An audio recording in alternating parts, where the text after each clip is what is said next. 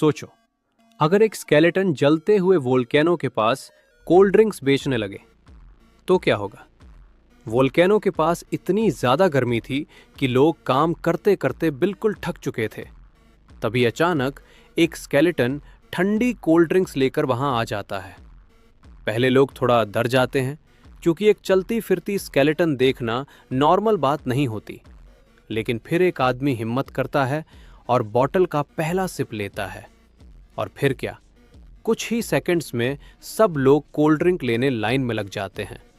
लेकिन तभी वोल्केनो जोर से गरजने लगता है और अगले ही पल स्केलेटन अपनी कार्ट लेकर वोल्केनो से दूर भागता हुआ नजर आता है।